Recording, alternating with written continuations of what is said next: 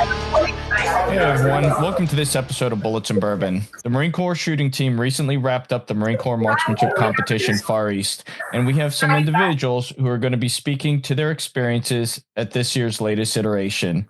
Additionally, we have Colonel Cuomo, the CO of Weapons Training Battalion, who's going to be speaking to their experiences as well. So in order of Jared, then Calvin, and then Colonel Cuomo, if you guys can just do a quick introduction of yourself, and then we'll get this started. Hey, my name is Chief Warrant Officer Jared Hohmeier. I've been in the Marine Corps for about 15 years now. Been shooting MCMCs for about three and a half. And then my civilian competition experience goes back to like 2015. I shot an IDPA match here and there, but then I left IDPA for the brighter pastures that is USPSA. Good for you. Yeah. So I just have a lot of fun working to be more proficient, trying to get better with firearms, trying to be a good Marine leader. I really drink that Kool-Aid about every Marine or rifleman. And there's no reason why guys like Chief Warrant Officers with technical SME experience can't also be good shooters. So I try to set that example for everybody else. And this is I want to say this is our third time having you on. You know, the first time we had you on, we were talking about the tactical games competition where you and I had first met, and that was back in 2021. I want to say August of 2021. And that's where me, you, and Frank all really met up and just kind of shot the shit and got to know each other. And then after that, it was the previous 2 episodes, I think, of Marine Corps Marksmanship Competition Far East, and now this one. So I think this is your 4th. So, all right, I'm a repeat offender. Yeah, I'll put a plug in there for tactical games. It's a great and super fun event. A little bit more fitness than tactics when I did it. I know they've been through some evolution since 21, but I've also been in Oki, so my opportunities to shoot are kind of limited. So then I do my plug for MCMC because it's one of the only times you can shoot in Okinawa. And I like to have Chief Warrant Officers on with me after the podcast. No offense to Calvin and the good Colonel, but this year I was the only Chief Warrant Officer shooting, I think, in the whole MCMC. So slightly disappointed in my fellow lamp holders, but here we are. Well, I mean, it'll get fixed for next year, but no, and to kind of really quickly speak to the tactical games, like since James Gill has kind of came on board with the tactical games, he's really helped to balance that out. And for those who are in the know, James Gill was one of the founding members of the Marine Corps action shooting team back in like 2012, 13, 14 era. Solid dude, you know, lost an eye, lost a leg in Iraq and wanted to continue serving. And so he switched from infantry to become an armor. And then he got onto the Marine Corps shooting team, and more or less the rest is history. I mean, you're not going to meet a nicer guy and a bigger asshole and a dude who can just straight up shoot. Like, he's a top 10 competitor with one leg and one eye. So you can imagine how deadly he would be if he had both those. Yeah, that's really cool. I didn't know that. Yeah. And Calvin, so if you can go ahead and introduce yourself. Hey, good morning, everyone. Captain Calvin Tang. I'm an infantry officer, an intelligence officer by trade. First time on the podcast here, and just a pleasure to be here. Appreciate you all inviting me out. I've been into guns and shooting, I think, ever since I was in high school and into college, but I didn't, seriously compete until a few years ago, early 2021, I think. And I've been doing it ever since. Started out with USPSA and have kind of ventured into just any outlaw 2-gun, PCSL, whatever I can really find on practice score on a given weekend to kind of go out and just go shoot. I got out here to Oki about half a year ago. So in the same boat as you're now, kind of suffering from the lack of ability to shoot on any given weekend. But again, and when we go into it, I'll definitely also make the plug for MCMC and how it's extremely important for the guys out here to sustain any given skill. But just a brief summary on myself. Calvin was also at the Panthera Tactical Games that we did the team match at. He was at that same match. That is correct. That is how I met Jared, and I met Frank also at the Tactical Games. But I think we've all kind of diverged and gone into just various other kinds of disciplines. But interesting note that the Tactical Games was brought up. I think when it initially started, I forgot the original founder, who was I a can't former think Green of his Beret. name. Yep. It was a 5th group guy or 7th group guy. Yeah, awesome guy. And I think because of its roots, the tactical games did have a very half and half nature between fitness and shooting. And I did see that it has kind of evolved into more of a CrossFit game style event. Lots of non-dynamic shooting, very linear. And I think it's, I'm not sure if it's heading in the right direction, but I'm glad that the individual you mentioned before, Matt, is on board. I think I did see him shoot at one of these matches and only thought to myself, like, that guy is insane that he's doing it with the disabilities that he's doing and honestly keeping up with everybody. And it's quite impressive. Oh, yeah. Yeah, I am an avid competitor for a lot of these matches that combine physical fitness and shooting, because I think both are extremely important. In fact, they honestly go hand in hand. So I advocate to any competitive shooter to go out and try like a run and gun, any biathlon event that forces you to run. It's like a fartlek run almost. Yep. Right. You do a 5K, 7K, then you got some 2-gun stages to shoot in between, and then I think there's some people that controversially offshot from the tactical games to start a new program called the Proving Grounds. I'm not sure if that's made its way around, but it has. I think that one is. It stays roughly in the Southeast area. They do a lot of stuff in Georgia, South Carolina, North Carolina area. And I mean, it is kind of taking ground. And yeah, I mean, they're doing good. In terms of running guns, friend Ellis Dominich, who lives in the Fayetteville area, he runs a lot of the running guns down in North Carolina, South Carolina. And next month, I'll be doing the one up in Pennsylvania.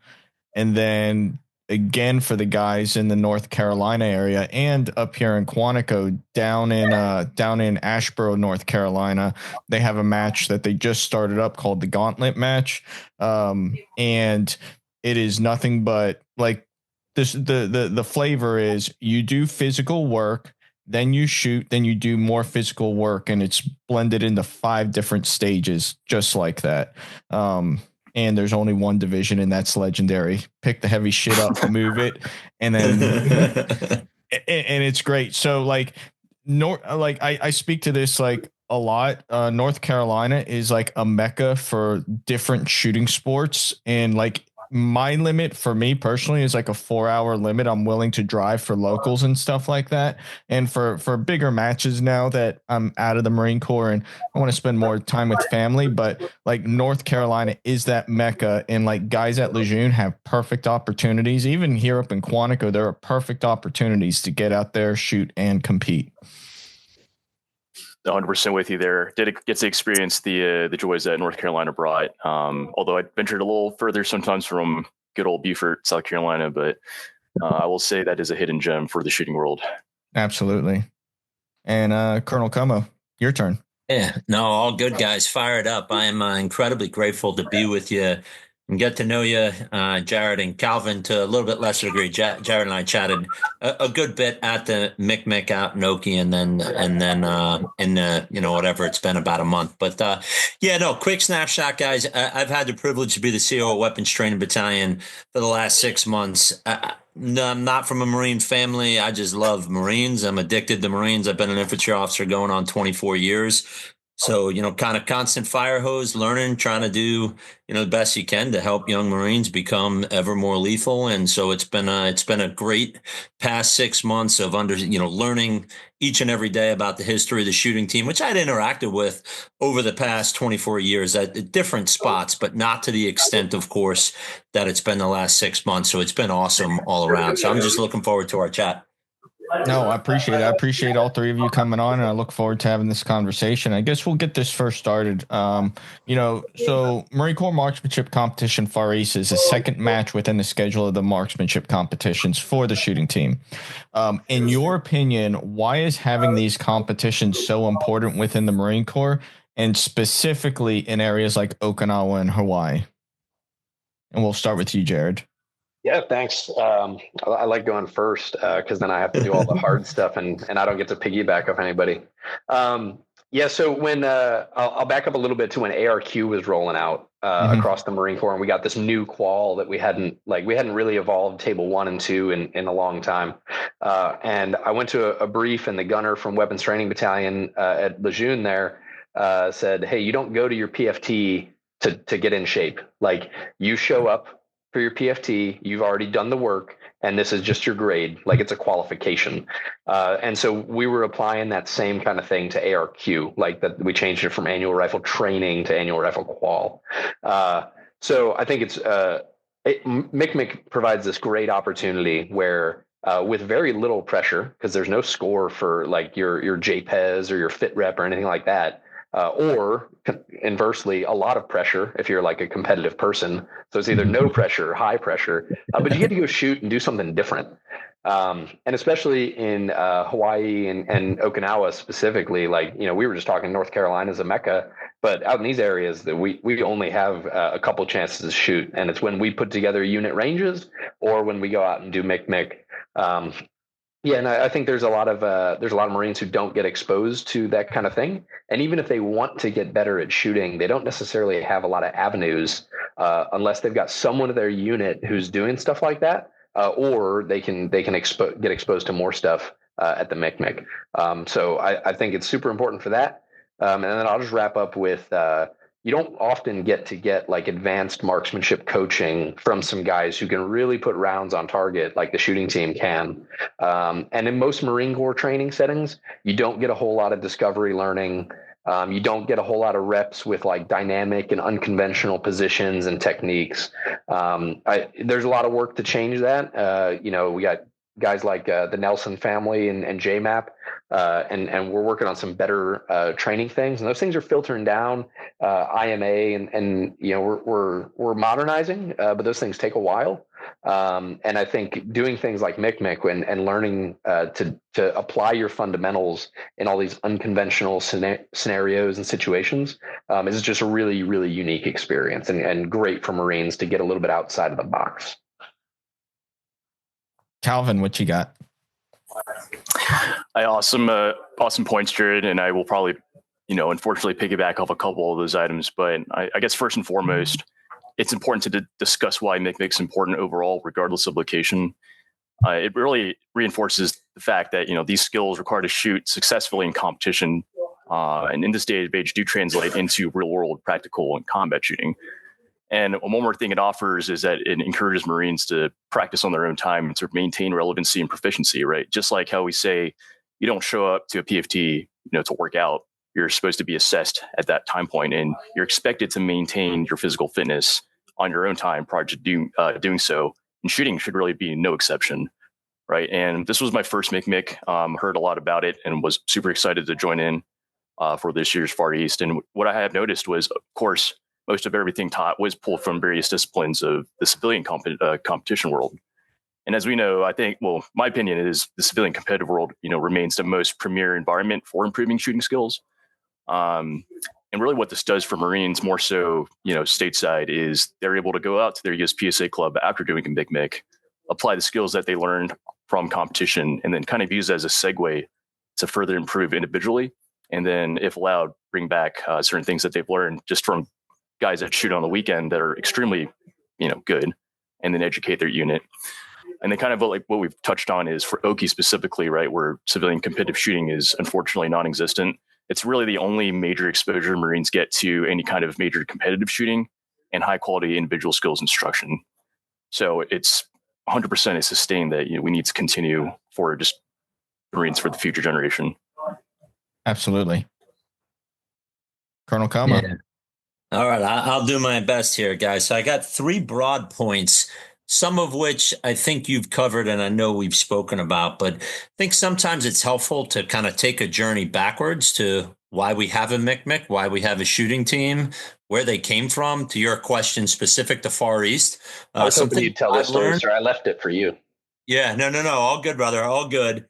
I'm going to talk a little bit about, past, a little bit current and a little bit future. So most that will listen to this probably know, but perhaps you might not.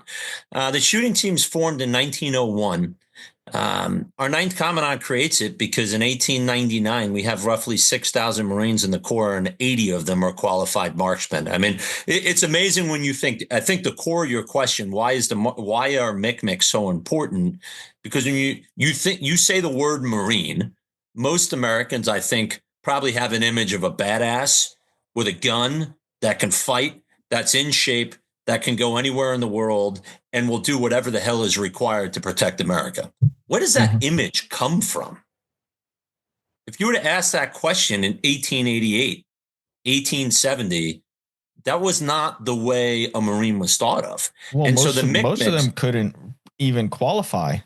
Exactly, Matt. So this is, I didn't appreciate to the magnitude that I do now in a sense of the history. So 1899, 80 divided by 6,000, that's who knows what they're doing with a weapon. The shooting team formed in 1901, and then we will say things like Bella Wood, and you have an image, 600 yards, killing Germans. Well, that happened because the shooting team figures out the 1903 Springfield rifle and then spreads it, starting roughly 1909, and then spreads it across the Corps. By the time you get into the wheat fields in Bella Wood, you've got a whole Corps that are trained, lethal to kill. And so most importantly, at range, what's the MCMC? Whether it's MCMC Far East or whichever one, the one, Sergeant Major and I are heading to the Pacific, which elements of the shooting team are in Hawaii now. So that's, point number one. Why do we do this? It is a critical part of the very foundation of who we are as United States Marines. And this has just been going on.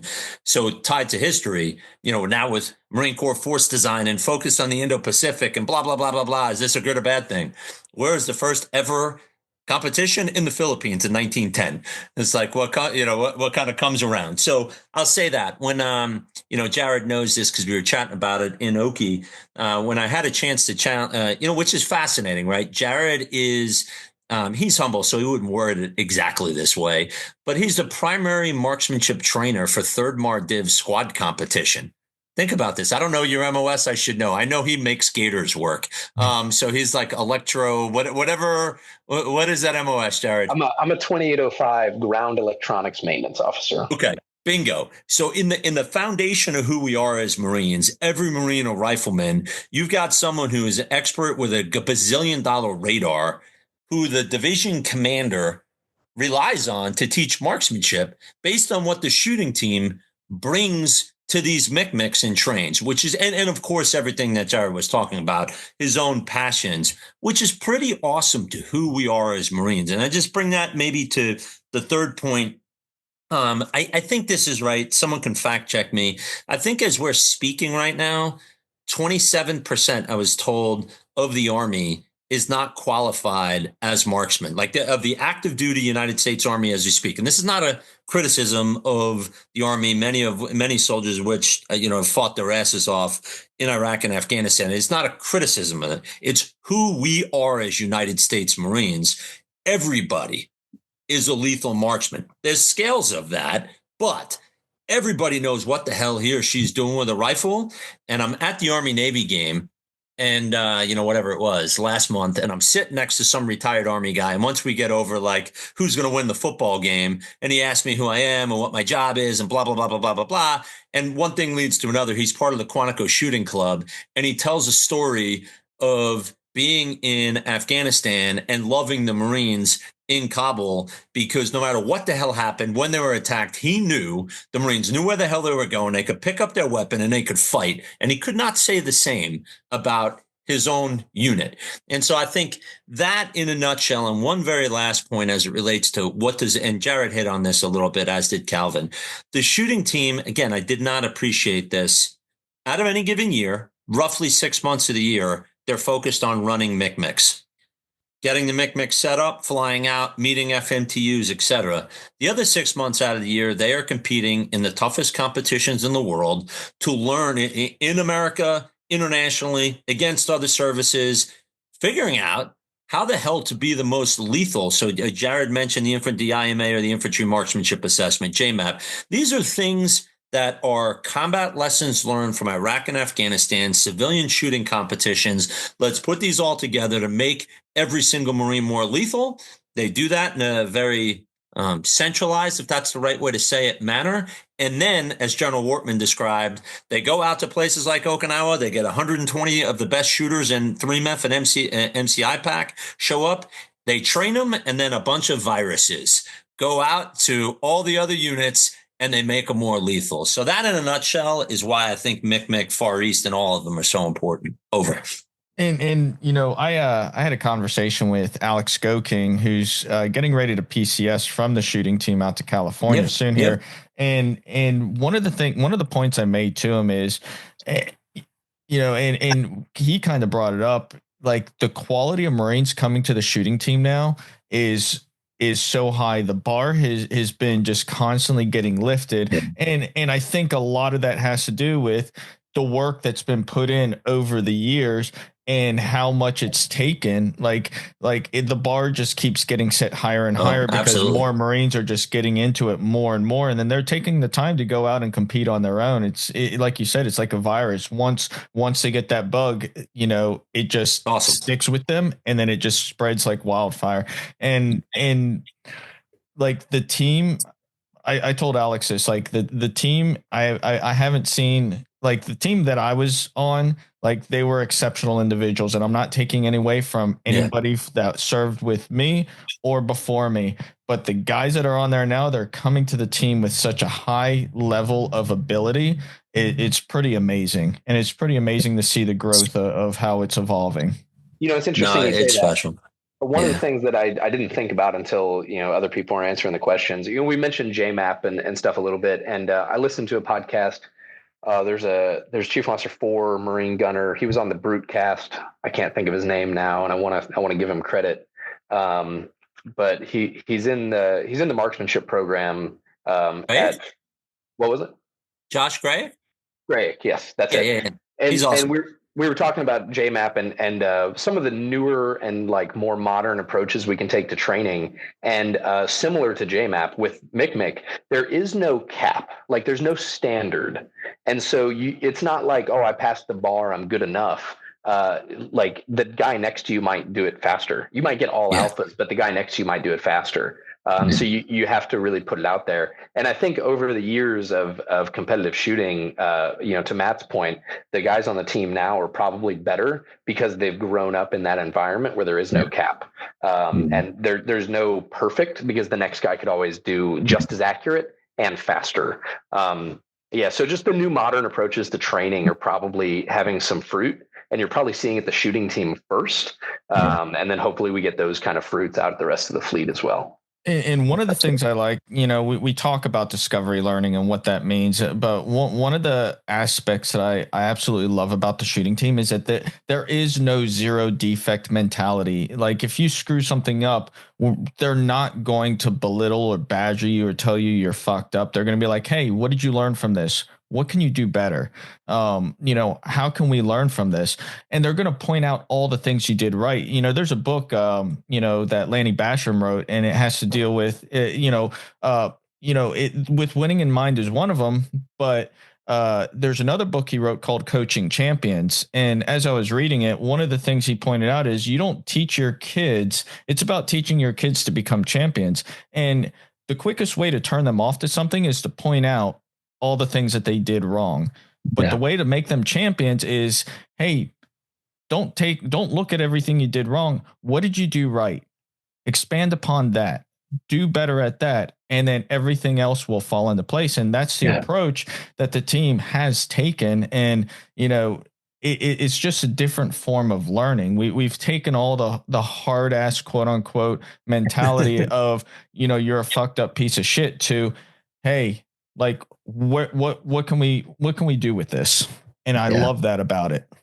Yeah, no, absolutely. It was incredibly, and the guys know this, just inspiring to watch. His top Prickett out there, Staff Sergeant Cachola was out there with him, Sergeant Pettyjohn, Kelly, and Galloway, who was, you probably saw in the MCMC Far East video, and everything you guys are talking about. They are incredibly lethal with a weapon or any weapon in their hands. and I was going to use but that's probably not there. They're just incredible coaches and trainers and so passionate. They ain't just shooters. They are just so passionate. And they're just great leaders. And it sets the conditions to help train and inspire others to want to do it. It was just incredibly inspiring to watch it all kind of unfold. That they're just great. They're just really blessed. And like you're saying, Gunny Go King, the whole team, I'd fly out Tuesday morning to be with the guys out in Hawaii. I'm just looking forward to it. It's just like kid in a candy store. I got, the best job. It's like, I don't even know if it's a job. It's just a lot of fun. No, that's awesome. So kind of moving along, and this is like mixed specific because I know that there's been modifications anything, if you want anything to last, you always have to look at what can we do to make it better. And I know the one of the biggest changes occurred last year as far as scheduling goes and everything, because before it used to be 2 weeks long, 1 week of instruction, 1 week of practical application competition, if you want to call it that. But has there been any adjustment or changes to the schedule and the way the team presents and conducts in, the match compared to last year, Jared? Yeah, I guess as I think about it, I'm the only one who's done multiple mix. So I guess this is mostly me. So Gunny Scott Corson put together his online training package, and that was deployed this year. So he was on. Was he on your podcast talking about it, Matt, or was he on somebody else's? Yeah, okay. He was on ours. Okay. I'm just trying to remember who knows what. So they rolled out these MarineNet video series, and it is a fundamental building program, and you go through these videos. They're really well put together. Production value is very high. I know Stats Aren't Controlla had a lot to do with that. They do a lot of really cool things with the camera. Like they do like motion tracking on the front sight. So the front sight just stays like perfect in the middle of the screen. And then they show, a flawed sight picture around it. Just some really, really useful tools that they could put right in front of Marines on a screen in a format that Marines can learn from, like short 4 or 5 minute videos, maybe even less, maybe 3. And I think, like, when I run ranges, I try to keep range time as range time because there's not a whole lot of range availability. So we do like classroom dry fire training and instruction. We do that stuff beforehand so that when we get out there, everybody knows what they're looking for. And they know what they're doing, and they can go shoot. We can feel what went right, what went wrong, and then we can reinforce what felt right, what got good hits. And we're not going back and talking about fundamentals. So they deployed that this year. They made us show our cert when we checked in. And I think that just made a lot of stuff that the shooting team used to teach. They'd school circle everybody up, and they'd have their clear cards with the front sight picture, and they'd show you how to build a castle. And we had already covered that all in the videos. So everybody already had that, and they could move a little bit on. Now, because I have to be fair, I do have one small critique with that method, which was they spent less time with the shooters, right? So we didn't feel quite as connected to them, which may have an impact on the training. I think we need to be careful we don't lose a human aspect there. Nothing on them. We just had less time with them. And then also, if I could make Gunny Corson a request, it would be to make one more video that just talks about the rules at like a basic level, like foot faults and procedurals and stuff like that, because it is very different than what Marines are used to. And we put out the rule book. Marines can go read the rule book, but Lance Corporal Schmuckatelli is not going to go read the rule book. So it's funny that you say that, because like as I'm thinking back, like, and we're going back probably 8-9 years before I got onto the team. Like a buddy of mine, Nate Stocking, he was a staff NCOIC of the team before I before I got to the team.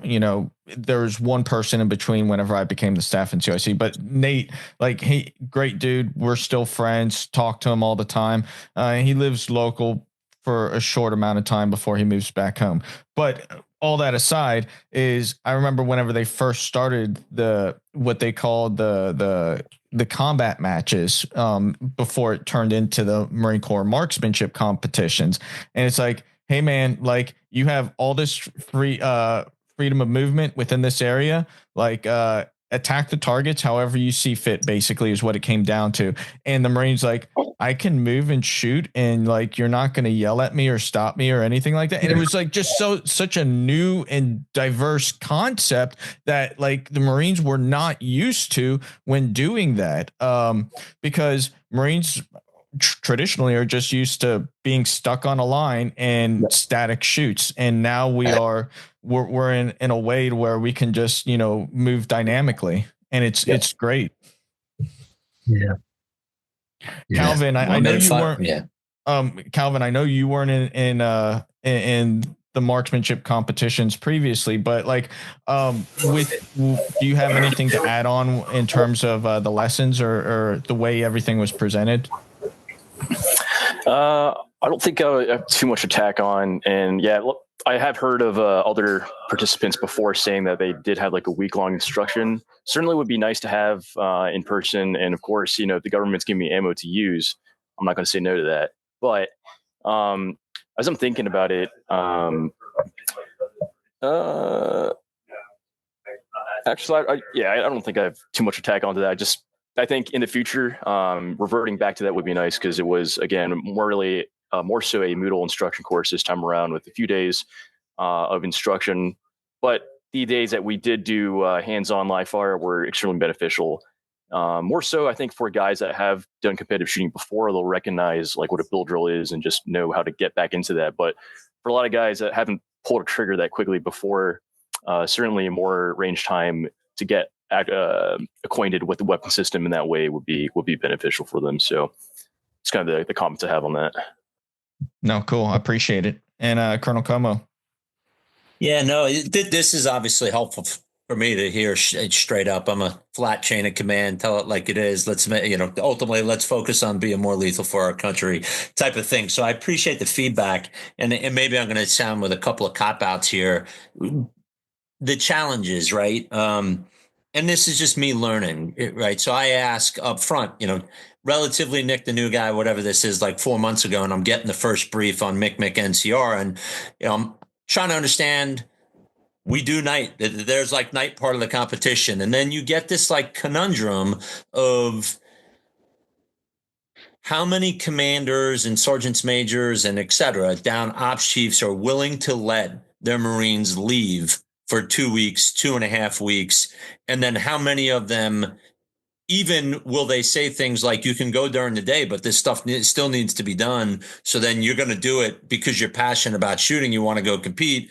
You're going to be on your freaking computer, your phone or whatever at night. So this is one of the first conundrums of how many nights do you train back in, that type of happens. So that's part of what's going on here, that the team over time is trying to figure out, is there a sweet spot of getting Marines to be able to compete? And the longer it is, you guys know where I'm going. It's one thing, 10 days versus 14 days, et cetera.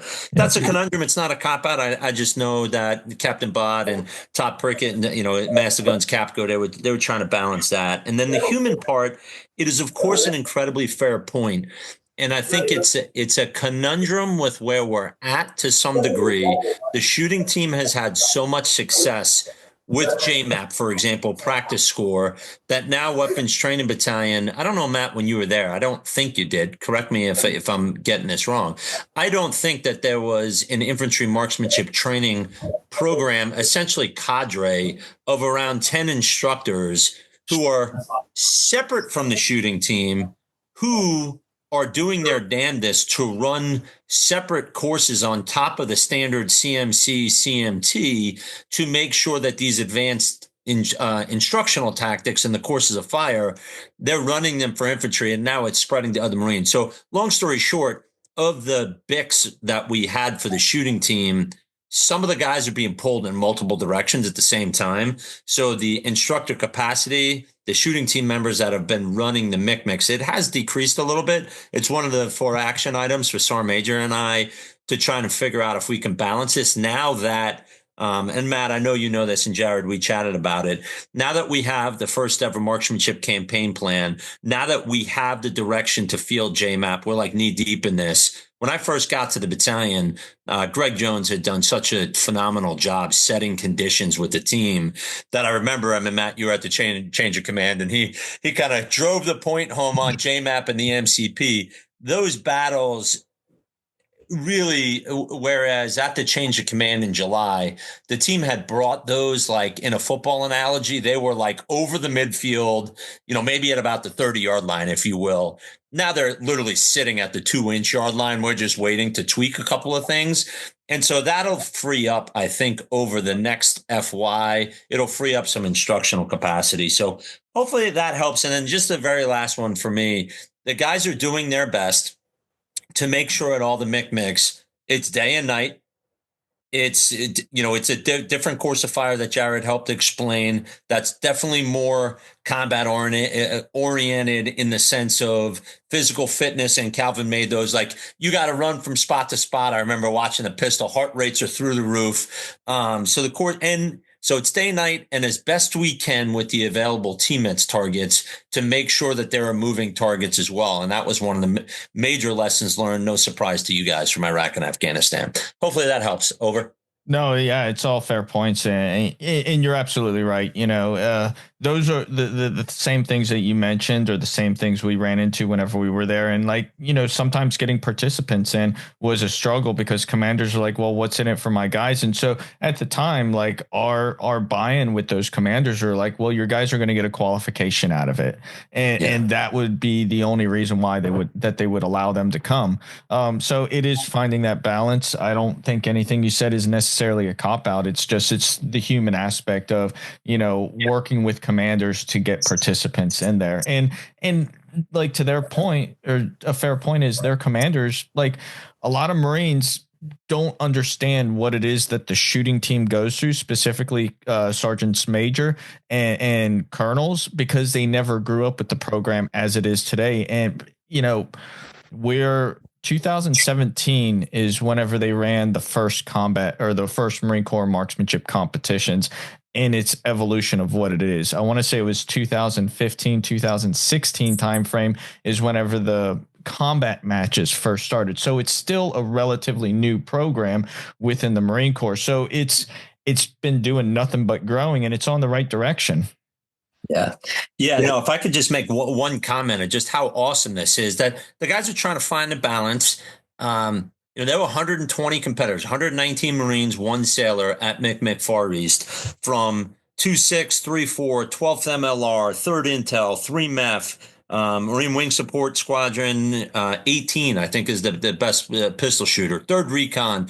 So they cover MCI pack. So I'm not going to say they covered every single, kind of 05 command, but many of them across the MAGTF to do kind of General Wortman's virus. They are spreading across all, and that's, again, we could always get better. And I am, I'd be the first to say that. It's just the guys are trying to find that balance. And like I said, it was incredibly inspiring. It would have been one thing. I love 2.6. The battalion commander is one of my closest friends. It would have been great if there were 120 Marines from 2.6 there. Wouldn't have met the intent of what we're trying to do for every Marine or rifleman.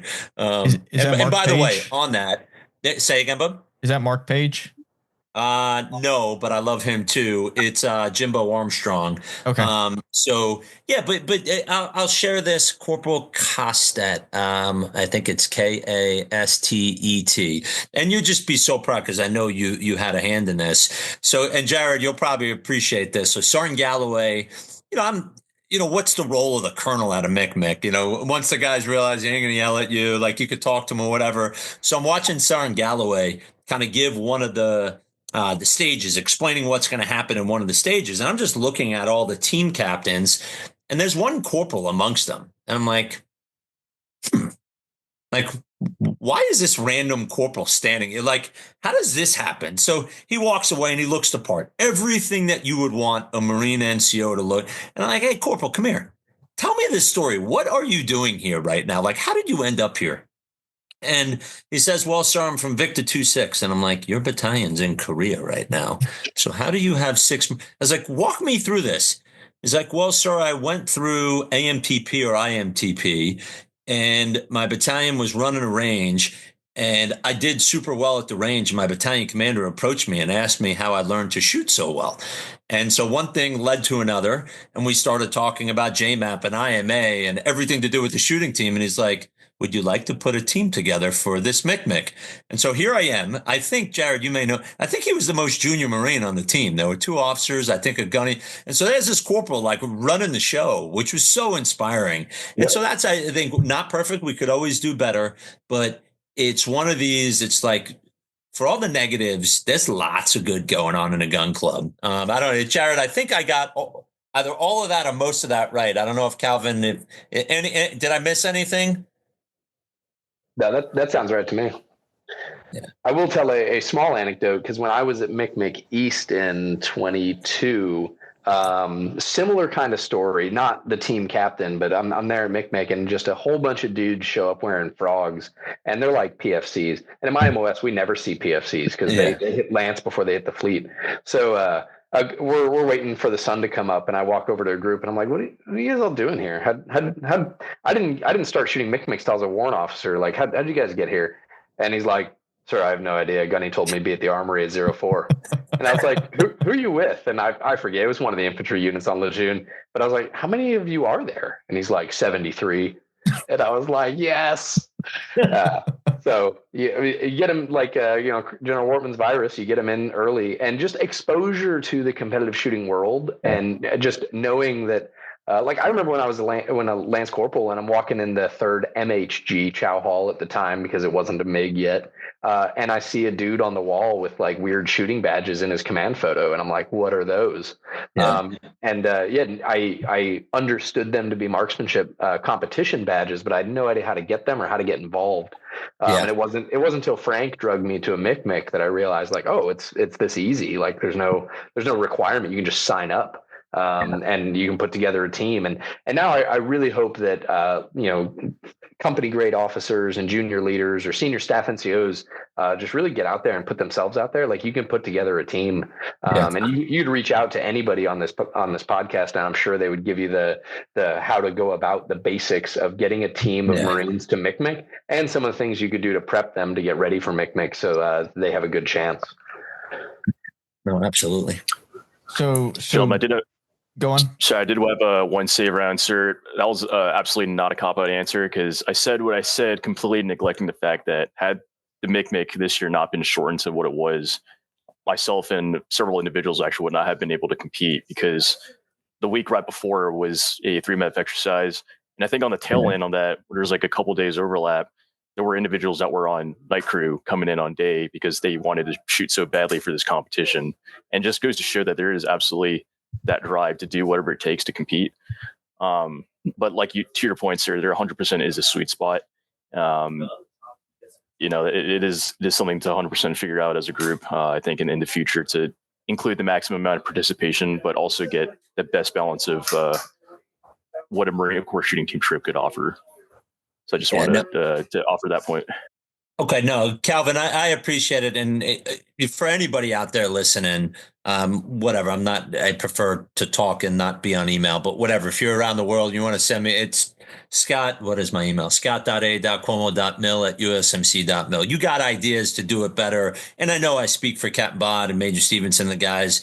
All we're trying to do is make sure we help make the gun club more lethal. And it's just this balance of fleet, the one of the giant captain that was there shooting from one of the wing support squadrons.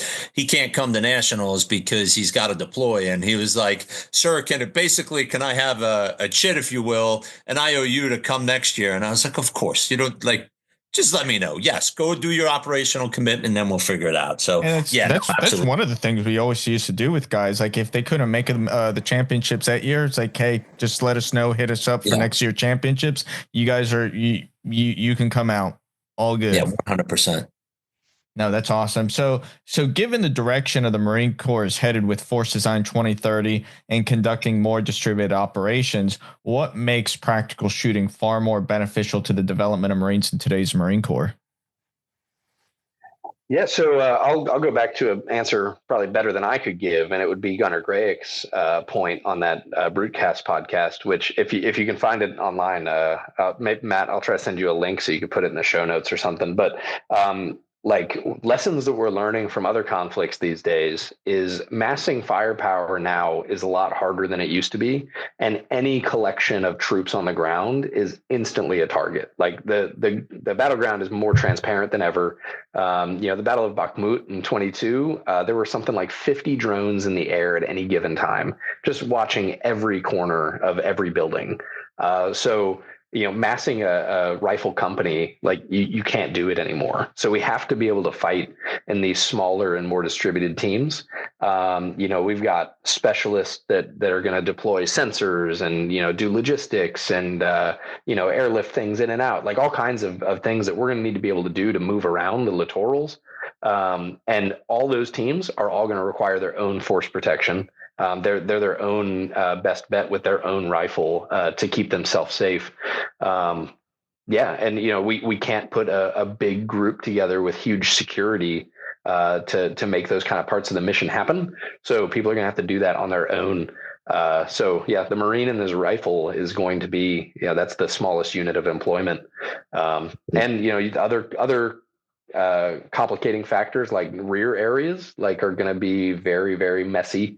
What is a rear area when you have precision munitions that can reach all the way back to your headquarters? And how do you make sure that everybody has a chance to defend themselves on that?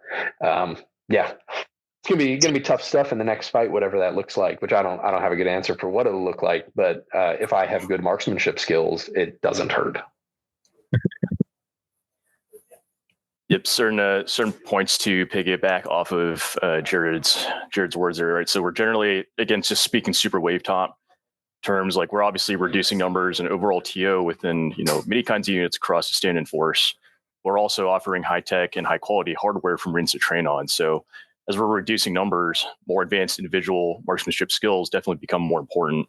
And as we move towards a structure that is like beginning to resemble more and more smaller high performance units, one thing you start to notice for other units that have similar TOs is, they all have a high level of proficiency at the individual level, whether that be marksmanship, physical fitness, or any other individual skills. So I guess the entire premise is if you're going to give conventional battalion or infantry battalions high-end gear and training, then marksmanship training shouldn't diverge from that as well. So those are my main points. No, that's great.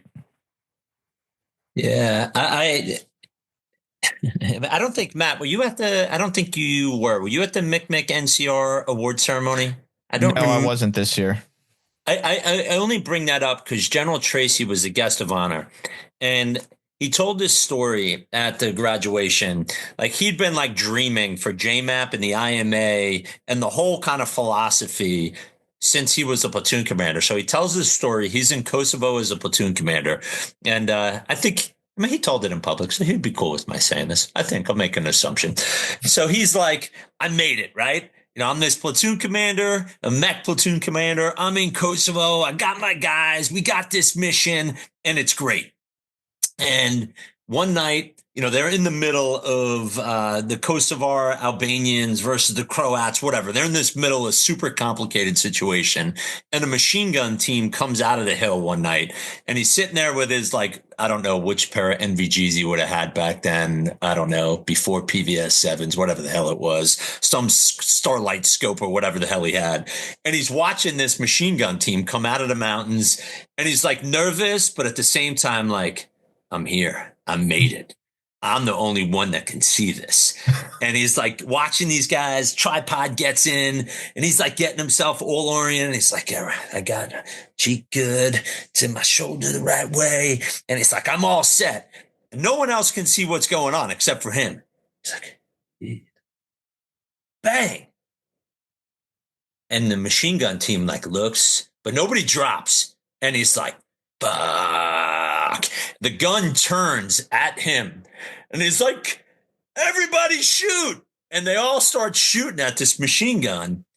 And nobody hits. And then he goes and like runs to the Amtrak, like around, and it's like 2:00 in the morning as he's telling the story. And he pounds on the back hatch of the Amtrak. It's like, I need the guns from the Amtrak to go shoot at this gun. And he tells this whole story about how, and I want to be careful here because I know there's some emotions with this. ART to ARQ, we had trained ourselves to be very methodical in how we trained, and that is not what they needed at that moment. You could have a debate on accuracy and all the fundamentals. Like I'm not here arguing that.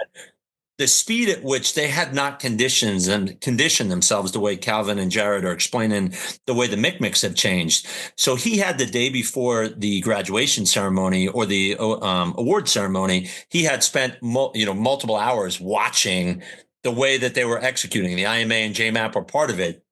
And so I think that gets at, what are we doing as we're more distributed? How are we making sure? And I think this is important to go back to not how one service is better than the other or whatever. That's not what this is about. Simple fact, if more than a quarter of the United States Army doesn't even qualify, what makes us different? We make this investment. It's a conscious investment from the service to make sure that every single Marine is capable of putting around in someone's head. Doesn't matter what your MOS is. And so what this whole effort is doing is making sure as we operate more and more distributed. I think it was both Gunnar Gregg and Major Stevenson made this point in that podcast. We got to make sure that you're more lethal than ever before. And that's what we're doing. And that's what sometimes with force design, people have this image of unmanned whatever, unmanned robotic launcher of a missile. And I'm not saying that these are not good things to have remotely piloted aircraft or the Nemesis system. But at the end of the day, there is going to be a Marine that's either maintaining the thing, loading the crypto in the thing. And sometimes that Marine's job, when they're done loading the crypto, is going to be turn outward and make sure that you could kill someone if they want to mess with you. And there's going to be nobody else there to help you because you're going to be so distributed. So you got to be this confident. And I think we're on that trajectory. Again, we could always do better, but I'm like super, super proud. And it's like one of those when you take command of a unit, whatever, this is, I think, the 7th time I've had this privilege. And it's like sometimes you go back and you're like, all right, I got to tweak this. In this case, these efforts, it was just grabbing the baton from the previous, just like running it the final 20 yards, and they had done, and we're close, and they had done the bulk of the work, and it's just so inspiring. All right, I'll leave it there. No, I think that's a really good point, sir. My Marines, if they listen, they'll hear this again. But like I tell them that if they can't do their job, like repairing the electronics, whatever it is, and then also hold security, keep up with the patrol, hit targets, then there's not going to be a seat on the boat, aircraft, unmanned vessel, like whatever. There won't be room for them in the fight if they can't do both. And that goes with fitness, marksmanship, like all, you can extend it to, I don't know, the whole Marine concept, I guess. Yeah. But yeah. So some things I'll add is, when you bring it down to the actual individual level, and Colonel Cuomo, so you kind of hit the nail, like it comes down to confidence. Like practical shooting builds confidence in the individual if he does it right. On top of that, it also gives you a level of creativity. Now, all of us have been in the Marine Corps, for so many years. So as you get older, as you become more indoctrinated, you do lose a level of creativity because you do things a certain way time and time again. But what practical shooting does is it gives you back that level of creativity, allows you to think on the fly, and allows you to come up with your own plan. And if you can do that on a battlefield within certain, regulations or within certain rule sets of, hey, I know what I'm doing, I'm going to attack the target this way, then you're winning. And that's such an invaluable tool, like Marines being able to think on their own and dissecting something and being able to be like, no, the way I'm explaining it is so much better than this way. Like practical shooting gives you the best way to look at a stage in a sense and be like, I can be so much faster if I do it this way. And you can take that into mission planning and everything else. You can game plan it on the fly. It gives you like critical thinking skills. each one's like a puzzle, and you get reps and sets of solving puzzles. And some puzzles are very small, tactical level puzzles. But being able to think and work under pressure is not a bad skill to have for operational level planners or strategic planners or anybody else. So I think it works everywhere. Yeah. So and I'm going to switch the order real quick. It's going to be Calvin, then Jared. That way, Jared's not the one in the hot seat the whole time. Give Calvin a chance to speak some. But MCMC Far East has always produced strong shooters. I don't know how. Like they shoot less than everybody else over there in Okinawa, but I'm sure this year it was no different from previous years. What steps can Marines take to better prepare for a Marine Corps Marksmanship Competition? Sorry, I had a mic issue there. No, 100%. I think the steps really are just, well, one thing that I like to do personally is dry fire, right? And obviously with the absence of shooting actual live rounds out here, that is kind of the best thing you can really do.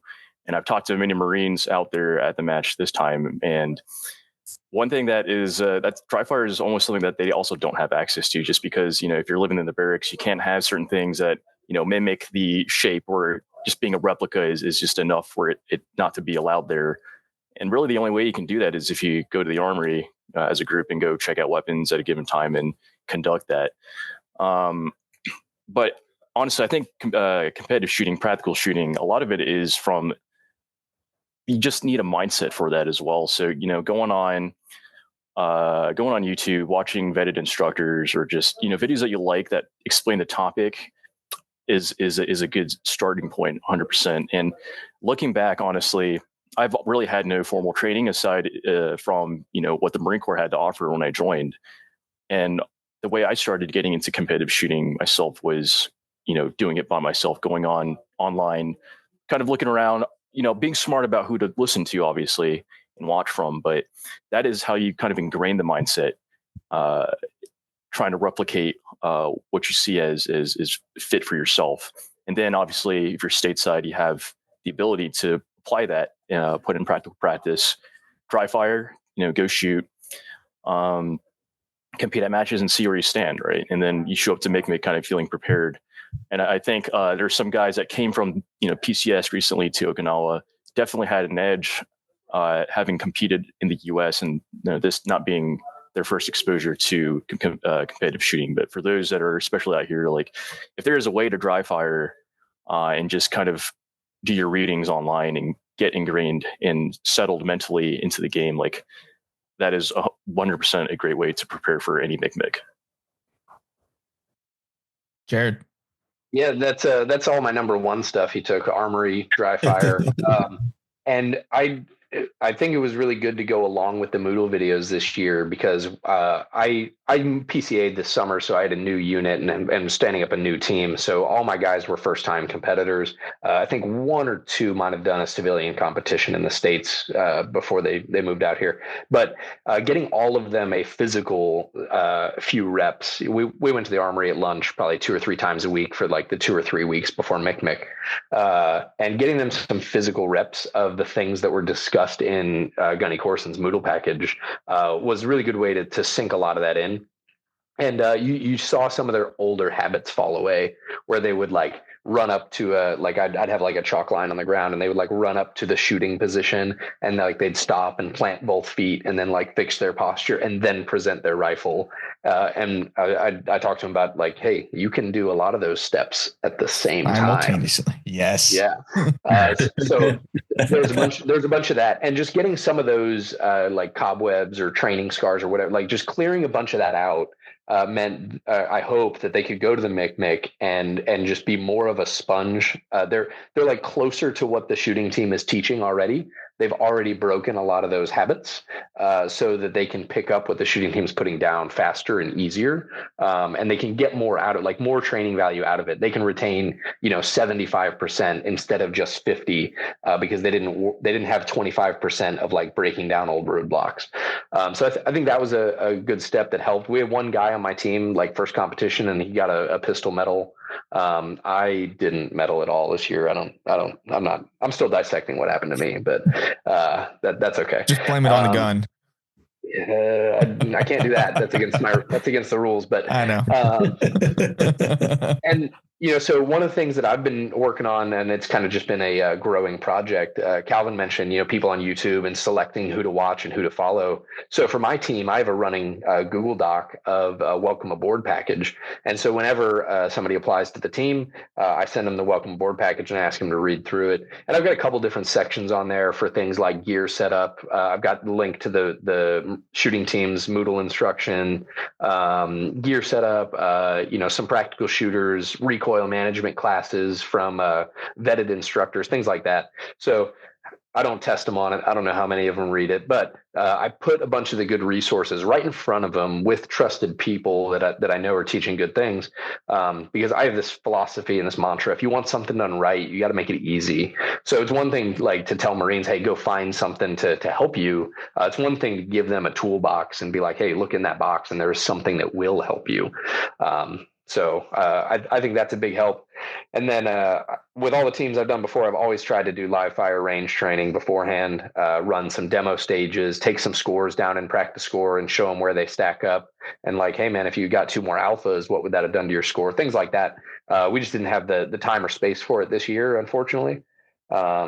Yeah. And then I think the last point I'll throw on is that leaders, like unit level team captains, can make a huge difference in the experience for their Marines. So just being there and being available and being willing to like walk some people through, like I'm a Chief Warrant Officer 3. I've been around for a bit, and I had a bunch of 0311 Lance Corporals who I think were a little bit hesitant to like ask questions at first because I got shiny on my collar. But by the end of it, they were opened up quite a bit. And I hope I was able to just help them with all the things that they didn't want to ask because they didn't want to look stupid. Or, I hope I coached them well beforehand so that they could go to a MCMC and have a good time and also learn something. And I think a lot of them did. So just like being available and, just being a guy who's not afraid to go and ask some questions. And, that's how I met Bod and things like that. Like I just go up to the guy who's in charge of the MCMC and be like, hey man, what can I do better to get my team here and be like a better customer? Stuff like that. And that's how I got talking to Colonel Cuomo. I just went up and that's the guy in charge. I'm going to go say hi and let him know his shooting team's doing really good. And then, he wanted to have a discussion, and then I like discussions, and here we are on a podcast, a month later. So. Money. Hell yeah. Colonel Cuomo, you have anything to add? Yeah, it's tough. I mean, the guys made all the points. I guess the only thing, and just to reinforce, you just ask, if you're a Lance Corporal listening to this, you're a lieutenant listening to this, the things that the Marine Corps has put in place, ARQ as an example, you can shoot it as much as you want. When I was a young lieutenant, it's one time you get to go to the range. Like all of these things are different now. And if I recall correctly, it was General Nella that basically said it was the same thing with the PFT. Like, I want you to be at the peak that you can be at. So you want to run the PFT 18 times in a 6-month period. Go get them. I don't care if that means you're going to keep striving to go get better. And it's the same thing. You run in, we obviously do a bunch of different things at Weapons Training Battalion, and probably the unsung heroes of the battalion are our marksmanship training company that run, as it's 7 degrees or whatever it is outside right now, running a Bravo company through. There is, generally speaking, any range that's run anywhere in the Marine Corps from an ARQ perspective, there are empty spots on that range. So if you're uncomfortable and want to get better, and I got it, this is not competition style, but if you just want to get better at shooting, that's there. Going forward, starting next fall, tied to, I mentioned the marksmanship campaign plan earlier, JMAP is going to be fielded, and the instructor cadre proficient in JMAP is going to start increasing significantly starting in the first quarter, basically this upcoming fall. So right now, you either have to have practice score because someone has access to it for whatever reason, or if you're stateside, you can go to the SOIs, or if you're in Quantico, you can go to Weapons Training Battalion that has JMAP that can help you get a sense of your lethality, speed over time, etc. Starting next fall, that's going to proliferate much more, spread into the FMTU. So I think the things that Jared and Calvin are talking about are going to proliferate in an awesome way. And again, for the shooting team veterans, if that's the right way to say it on this call, this is all just folks building on what you guys learned. And, maybe in 2015 or 12 or 17, you're smashing your head against the wall. Like, why is the service not doing this? It's like real. It's happening. And it's awesome to see. So, yeah, hopefully that helped. I'll go on. Oh, I'll just say, for, like you're talking about, sir, for lieutenants or some staff NCOs who want to get better or want to help their Marines get better, it takes a little bit of an uncomfortable step. But, I went to a range on Lejeune with Frank Gow, and he was just running it. He was just teaching the things that he knew and just passing it on to a bunch of new Marines. And then when I left and I went to Oki, I was like, oh, who's going to do that? Oh, is that me? I think I'm the guy who has to do that. And I put together a range and I did it. And, I've done shooting teams under 3 different commanders now. And I've never had a commander be like, oh, you know what? That is a waste of time. Yeah. That's not worth our, whatever. No one's ever had a bad thing to say. They've always said, hey, push, do that, get more. It's always gone really well. Sometimes it takes a leap of faith, but if you've been to a MCMC and you got the training from the shooting team, and you're a young officer or staff NCO, like that's enough. You can go and teach all that same stuff to some Marines who don't know it.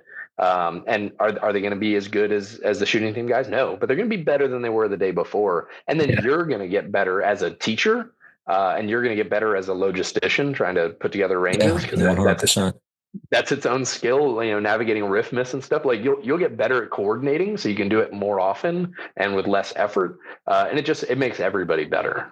Not only that, but like now that the Marine Corps shooting team has a Moodle page set up, you can go back to that information, pick it,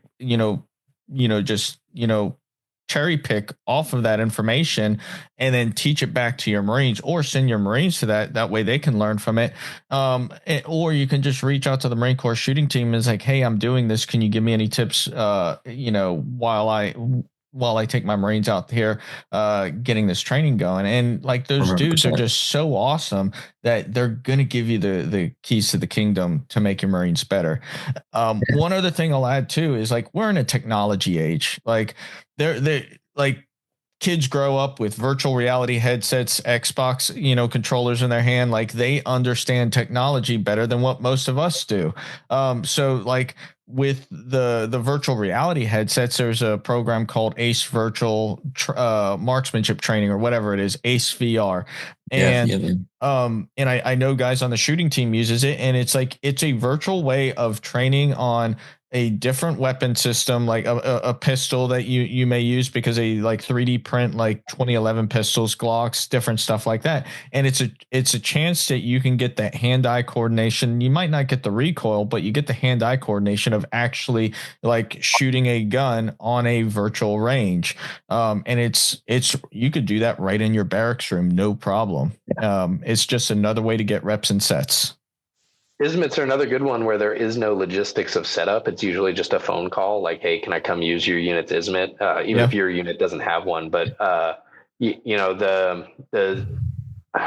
100% bought into ISMITs at like really long distance targets. No. But, for combat marksmanship and for action kind of stages, sometimes the rooms are kind of small, but target transitions, the gas operated recoil is usually just enough to like make it break your sight picture, so that you have to practice reacquiring, and just doing the manual of arms, just being efficient with reloads and clearing malfunctions and stuff like that. That's a really valuable skill, especially with the way the rules are these days, where the malfunctions are just on the clock, and the faster you can clear and get back in the fight is better for your score. And then obviously that translates to tactical and real life. The faster you can get your gun up, the better. Yeah. So this last question I have, it's kind of already been answered, but I'm going to go ahead and ask it again. But, there's always a balance between the Marine Corps marksmanship competitions being instructional form and a competitive form, meant to showcase the best shooters in the region. How do you feel that the Far East did in terms of striking a balance between the two? I know we kind of already hit on some of this, so if you want to breeze over it or pass, let me know.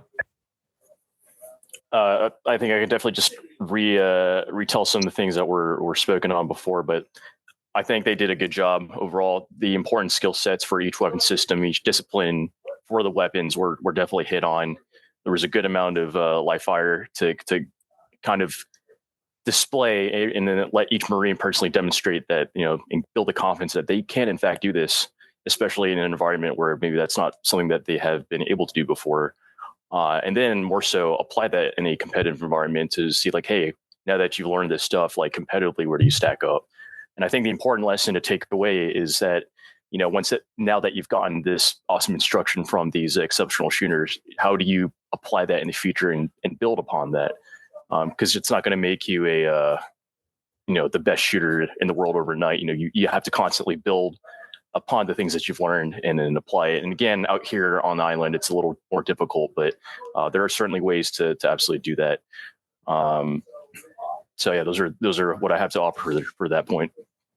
No, I appreciate it. Yeah, I think all the guys in Okinawa that are like good competitive shooters all know each other. I think we're all in the same signal chat. So everybody comes out when it's Mic time. So I think we got the best shooters on island out there. I think we also got a lot of new shooters in. But I think that comes down to the unit leaders as well. Like you gotta, some Marines are just afraid to take that step, and you gotta encourage them and sometimes kind of drag them along. Hey, give me 3, whatever. But I think the showing that we got up there was good. I think a couple weeks before the Mic, we were a little bit worried about low attendance. And there's a bunch of turnover this summer, like there is all the time in 3MEF. So I think some of the messaging got out a little bit late. But I think overall we got who we needed to be there. Always want to see more people just to get exposed and to pad the medal bracket so that there's more medals on offer. But it is what it is. Yeah, good balance. I just shot terrible, so. Yeah, no, I will. I thought you did pretty well, but the competition was stiff. They were really, going back to comments earlier, is inspiring to see. We did not have, to the best of what I was watching, we didn't have 73 PFCs show up to, Jared's example from Mic East. You had a much more mature audience, and whether that's the signal chat driving it.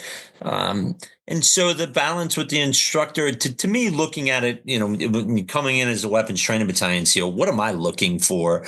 I'm looking for the relationship between the Marines that are running the Mic and their interactions at this point, about a week and a half in.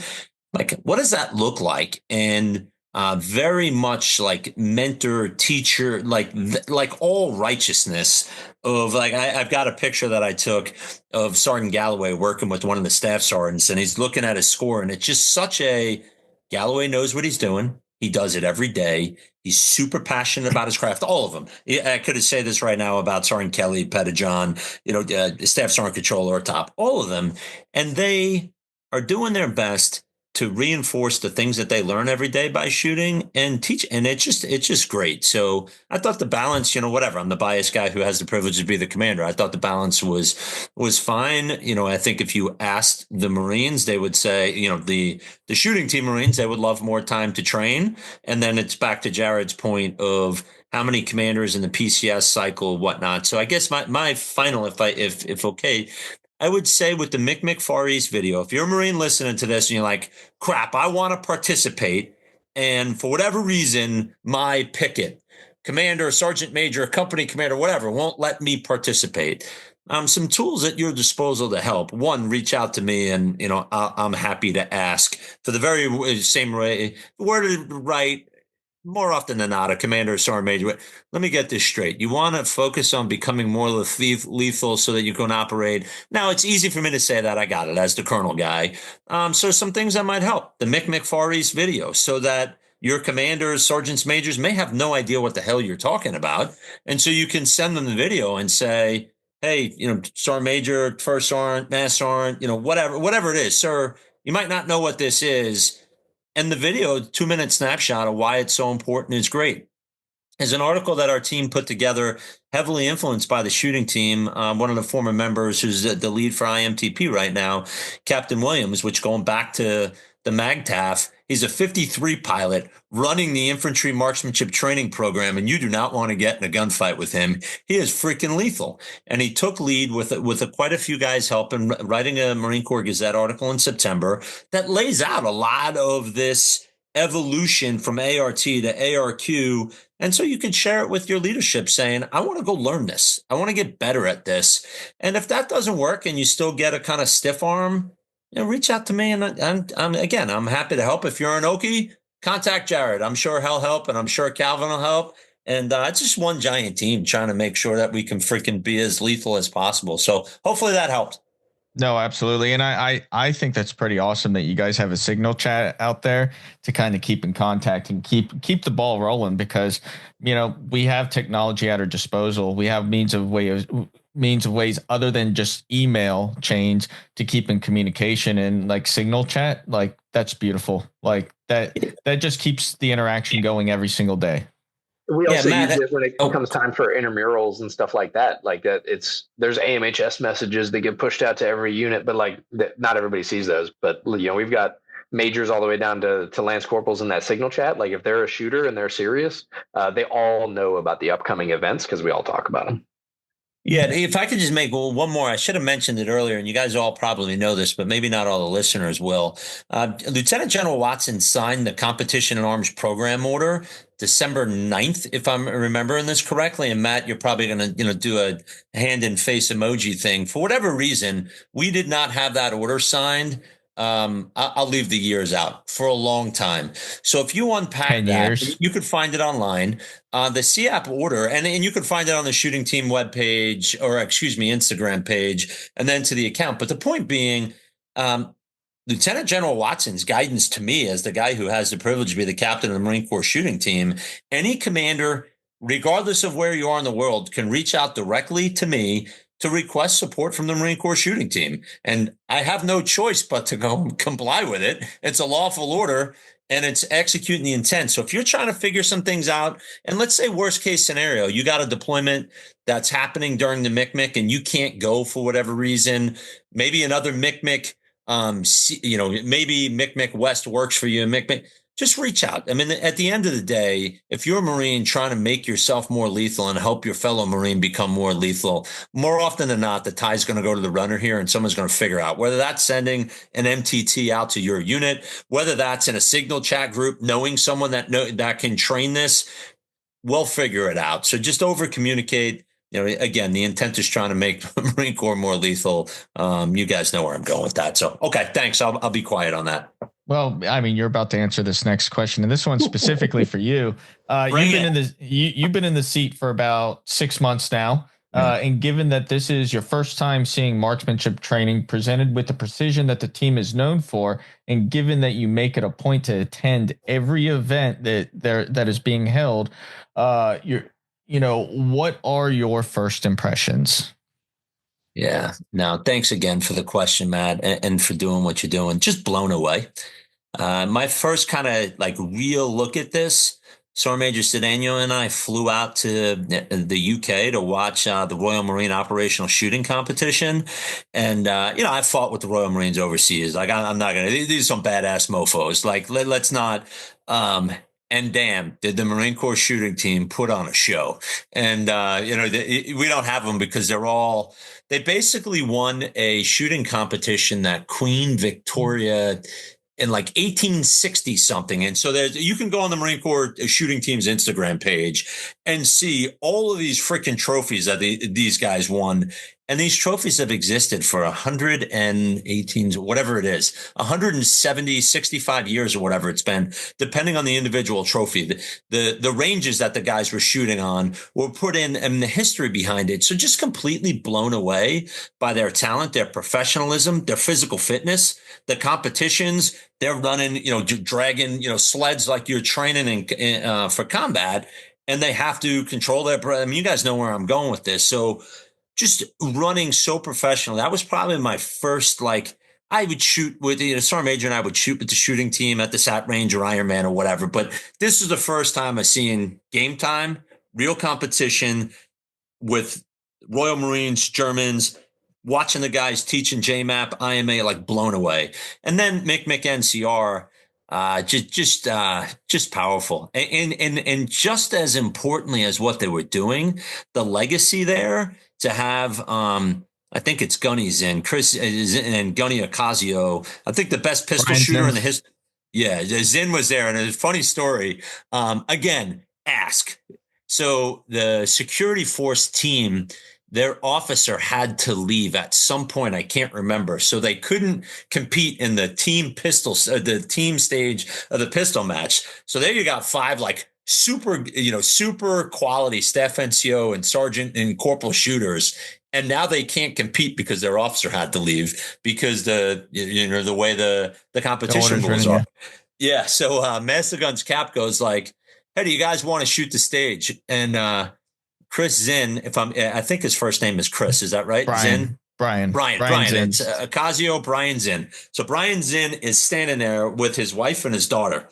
And I don't know who these guys are. This is a guy who's like 50, 55 years old, wearing whatever, jeans and a shirt. And Master Gun's like, "Hey, there might be somebody watching that'll join your team to be, the other shooter." And they're like, and he points, it's like, "Who is this guy?" And they hand Brian a pistol. And man, was he lethal. And it was like, ding, ding, ding. It was like, who the hell is this ringer that you pulled off the side?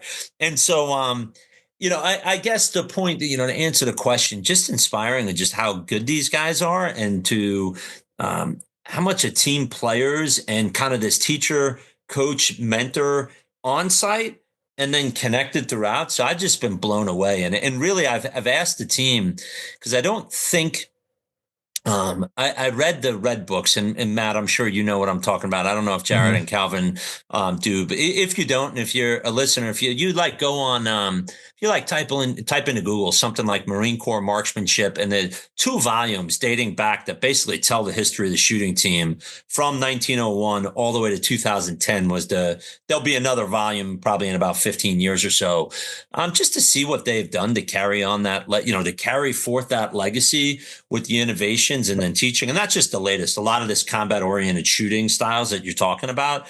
It's just like one after the other, just building. So yeah, I'm just inspired by it all and just really, really grateful. And I know I speak for Sergeant Major Cedeno and just watching it. So the guys are great. And that I think maybe I'll just end with the competition and arms program order, which again, they help spearhead. Colonel Jones and his tenure barreled through as best he could to get that thing pretty close to the damn goal line. Captain Williams, Captain Bod, down the line. So it's in that order.